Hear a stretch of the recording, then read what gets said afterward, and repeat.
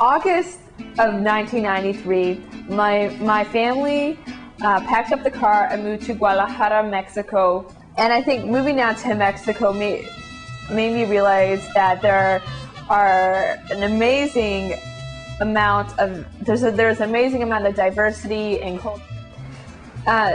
Living in Mexico, like, I saw the poverty and I saw the rich. And when I saw the poverty, it really shocked me. In Mexico, I think the best example I can give is when I went down to Bucerias. My grandfather had a house down there, and it was a very beautiful house. It was right on the beach and really relaxing vacation spot. This one time we went down there, and it was around Passover time, and my family is Jewish, and I'm someone who's kind of big on tradition, so I always wanted to have Passover. So we went down to have Passover, and my grandmother, who doesn't necessarily want to, cook, hired her help.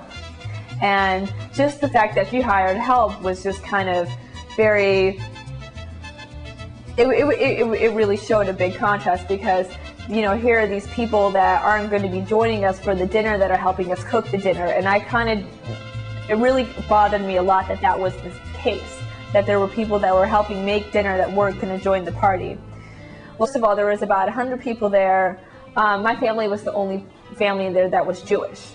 My mom ruined the matzo ball soup, and then my dad's supposed to lead the service. And normally a Passover service can lead from anywhere from a half an hour to a couple of hours. There are all these people staring at my dad, not knowing anything about Passover. And so my dad took this, long ceremony down to 5 minutes, because everyone was just ready to eat and drink. And it was funny to see these people there, because they were all these really wealthy people with, and I really felt very disconnected, because I felt that these are people that have so much, and they're in a place that have so little, and they're not willing to share. One of the rules of Passover is you only have unleavened bread, and so everybody's sitting at a dinner, and then here comes my grandmother with this great big basket of bolillos, bread. And I said to her, "Well, it's Passover. Why do you have bolillos?" "Danielle Marine, I have bread at all of my parties." And that was just a moment where I was just so upset, because I was in this situation where I had this Passover that the ceremony only lasted 5 minutes.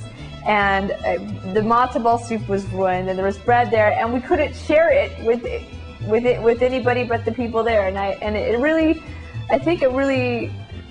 saw it in the faces of my mother and my father, how they didn't agree with this, because there was cultural intolerance first of all for Mexican working class, and it was cultural intolerance for the Jewish culture.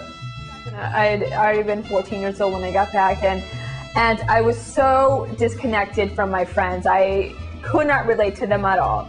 And it was very weird for me, because it was re-culture shock. I got re-entry shock, that my mind had expanded tenfold, and their minds were still closed. They could not understand what I could understand. When I realized that my whole experience, my whole year in Mexico was very, was very important, and was an important part of the development of the rest of my childhood. So.